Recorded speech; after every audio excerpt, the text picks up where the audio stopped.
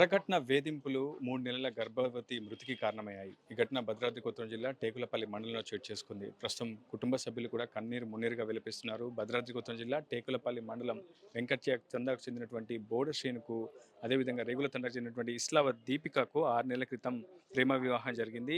పెద్దల్ని ఎదిరించి మరి ఇద్దరు కూడా ప్రేమ వివాహం చేసుకున్నారు. కలకాలం కలిసి ఉంటారని చెప్పి కూడా పెద్దలంతా భావించారు. కానీ 6 నెలల లోపే వరకట్న వేధింపులు తమ కూతురిని బలి తీసుకున్నాయని ప్రస్తుతం తల్లిదండ్రులు కన్నీరు మున్నీరుగా విలపిస్తున్నారు. ప్రస్తుతం ఈ ఘటనపై పోలీసులు కూడా కేసు నమోదు చేసి దర్యాప్తు చేపట్టారు. అసలు ఇస్లామాబాద్ దీపిక మరణం వెనుక ఉన్నటువంటి ఆంతర్యం ఏంటి? ఏ కారణాల చేత ఆమెకు పురుగుల మందు తాగించే ప్రయత్నం కుటుంబ సభ్యులు చేశారా? లేకపోతే భర్తే చేశాడా? అత్తింటి వేధింపులే ప్రస్తుతం దీపిక మరణానికి కారణం అని తెలుసుకునే ప్రయత్నం చేద్దాం. అమ్మ, అసలు దీపికకి ఏం జరిగింది? మీకు ఎప్పుడు సమాచారం అందింది? తర్వాత మీరు ఎప్పుడు పోలీసులకు సమాచారం ఇచ్చారు? ఎప్పుడు చనిపోయే ముందైనా సరే దీపిక మీతో ఏమైనా విషయం చెప్పిందా? తను ఎదుర్కొన్నటువంటి కష్టాలు కానీ, సమస్యలు కానీ? వరకట్నం కోసము దీపికకు వేధించారు సార్. ఇదే మీతో ఫోన్‌లో మాట్లాడేదమ్మా దీపిక అక్క పరిస్థితి ఇలా ఉంది ఇంట్లో. నాతో మాట్లాడేది కాదు. అసలు కాంటాక్ట్‌లోనే ఉంచేవాళ్ళు కాదు మా చెల్లిని. రీసెంట్‌గా ఇప్పుడు హాస్పిటల్‌లో తీసుకొచ్చినప్పుడు వచ్చాం మేము అంతే. మాకు అసలు తెలీదు. ఈ దీపికకి, బోడా శ్రీనికి పరిచయం ఏ విధంగా అయింది? అసలు ఆ తర్వాత వాళ్ళ వివాహం దాకా వెళ్ళేంత వరకు మీరేం చేశారు? కనీసం మీకు అప్పుడు సమాచారం లేదా? పెళ్ళైన తర్వాత అయినా సరే 1, 2 సార్లు మీరు పుట్టింటి వారు కాబట్టి దీపికని కలవడం కానీ, ఏమన్నా మాట్లాడే ప్రయత్నం చేయడం జరిగిందా? వాళ్ళ ఇంట్లోకి రానిచ్చేవారా? అసలు దీపిక ఎటువంటి వేధింపులకు పాల్పడినట్లు మీకు సమాచారం ఉంది? చనిపోయడానికి ముందు ఏమన్నా చెప్పిందా దీపిక మీకు? అంటే మా చెల్లి మాకు ఫోన్ చేసి ఏమన్నదంటే హాస్పిటల్‌లో ఇలా పెట్టారని వాళ్ళ పెద్దబావ గారు చెప్పారు. మేము రాగానే ఎందుకు తాగినావు? ఏంది? ఎవరు పెట్టారంటే మా ఆయనే నాకు మజాలో పాయిజన్ తాగిచ్చారు. నేను మజా అనుకున్నాలే గానీ పాయిజన్ దాంట్లో ఉందని నాకు తెలియదు. మా ఆడబిడ్డను మా అత్త ఇద్దరు నన్ను కొట్టారు. నేను 3 మంత్స్ ప్రెగ్నెన్సీ నా పొత్తి కడుపులో వాళ్ళు కొట్టారు. దాంతో నేను సీరియస్‌గా ఉన్నా అని బాగా ఏడ్చింది మా చెల్లి. కనీసం ఫోన్ కాంటాక్ట్ కూడా లేదా? లేకపోతే ఆమెకి ఆ ఫోన్ కూడా ఇచ్చేవారు కాదా? అసలు కాంటాక్ట్‌లో ఉండేవారు కాదు సార్. అంతే ఇగ. అసలు మేమెవరో ఆయనెవరో అన్నట్టు మా చెల్లిని అలా వేధించాడాయన. ఏం చదువుకుంది దీపిక? ఏం చదువుకుంది? 7th క్లాస్ వరకు చదువుకొని తర్వాత వ్యవసాయం చేసుకుంది.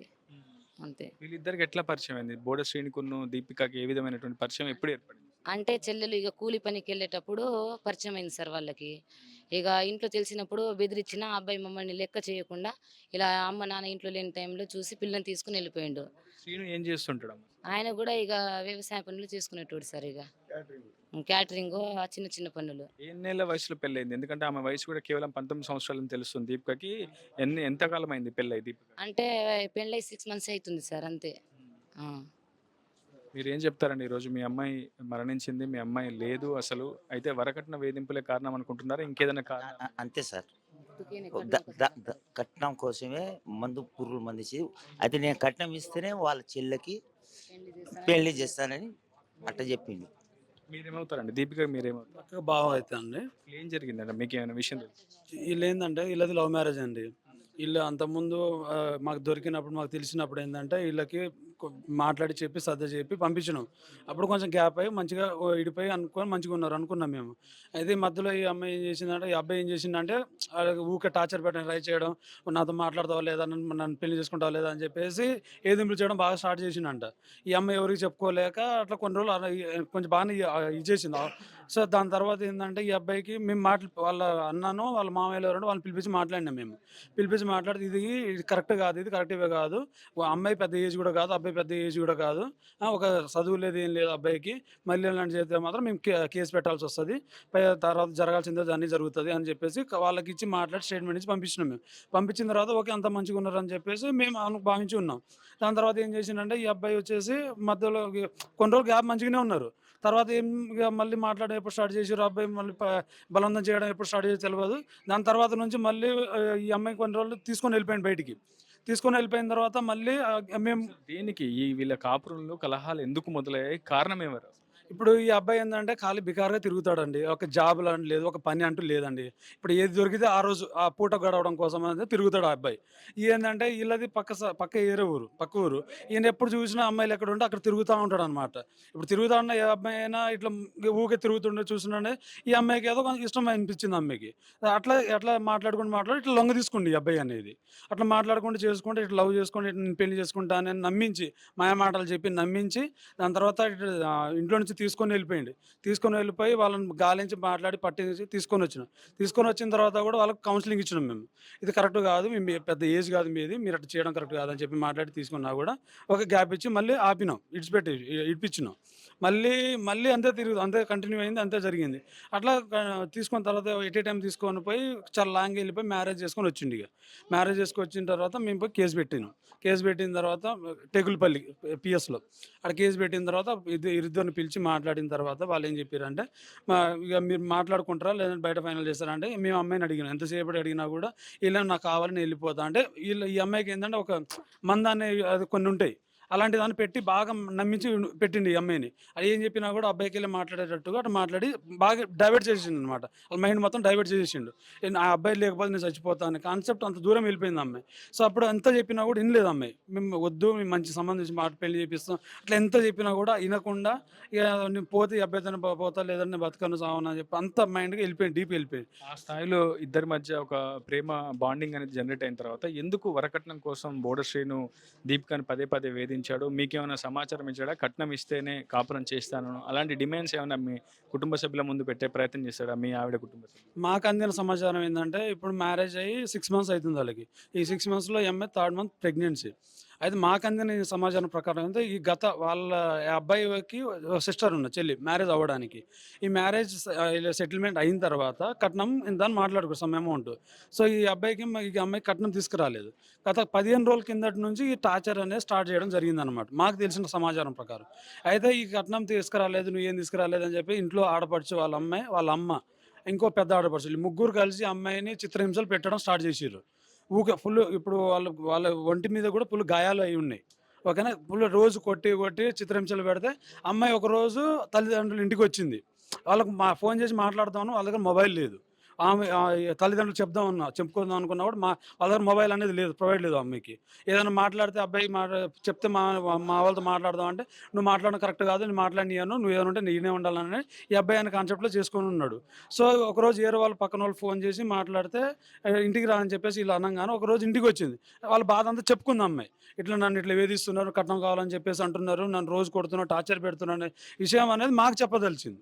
చెప్పిన తర్వాత గత 1 week బ్యాక్ 5 days బ్యాక్ ఈ అబ్బాయి తెలియకుండా ఇప్పుడు ఈ అమ్మాయి భరించలేక ఈ అబ్బాయి కూడా ఏమనిపించింది తెలియదు, పాయిజన్ ఒక వాటర్ మజా బాటిల్లో తీసుకొచ్చి అది ర్యాట్ మంది వచ్చేసి అందులో కలుపుకొని వచ్చి 2 bottles ఇప్పుడు అమ్మాయికి ఇచ్చిండు. అంటే ఇందులో కలుపుకొని విషయం తెలియదు అమ్మాయికి, చెప్పలేదు. ఇందులో నేను కల్పిస్తున్నా అని చెప్పే విషయం చెప్పలేదు ఆయన. ఈ 2 తీసుకొచ్చి ఇది ఒక బాటిల్ నువ్వు తాగు, ఈ బాటిల్ నేను తాగుతానని చెప్పేసి తాగిరు ఇద్దరు.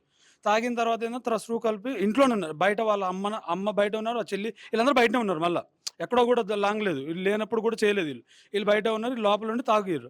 తాగిన తర్వాత అన్కాన్షియస్లో వెళ్ళిపోయారు. కాన్షియస్ వెళ్ళిపోయిన తర్వాత వీళ్ళు డోర్ కొట్టి ఏమైంది అడిగిన తర్వాత లోపల డోర్ కొట్టి లోపలికి వెళ్తే పడిపోయి ఉన్నారు. తర్వాత ఈ నుంచి 108 కాల్ చేసి అంబులెన్స్ వచ్చిన తర్వాత ఈ నుంచి హాస్పిటల్కి వెళ్ళారు. వీళ్ళు హాస్పిటల్ వెళ్ళి మన కొత్తగూడెం ఏరియా హాస్పిటల్, ప్రభుత్వ హాస్పిటల్కి వెళ్ళారు. అడిగి పోయిన తర్వాత ఏం చెప్పారంటే, ఈ అమ్మాయికి అడిగితే నేను ఎలాంటి పాయిజన్ తాగలేదు, నాకేం లేదు, నేను మంచిగా ఉన్నానండి తెలిసి ఈ అమ్మాయి చెప్పుకోదగింది డాక్టర్కి. అంటే ఈమెకు తెలియదు కదా, తాగిన విషయం ఈమెకు తెలియదు.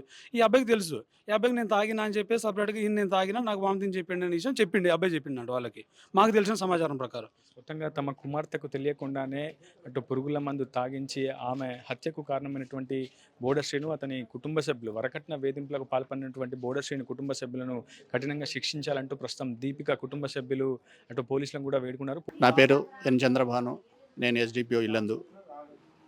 నిన్న జరిగిన 106/25లో క్రైమ్ నెంబర్లో డౌరీ డెత్ ఒకటి రిపోర్ట్ అయింది. దాన్ని ఎంక్వైరీ నిమిత్తం మనం కొత్తగా మన ఖమ్మం మార్చేరి రూమ్కి రావడం జరిగింది. ఆ కేసు డీటెయిల్స్ ఏంటంటే, వాళ్ళిద్దరు పిల్లలు గత 6 నెలల క్రితము భార్యాభర్తలు ఇద్దరు పెళ్లి చేసుకున్నారు.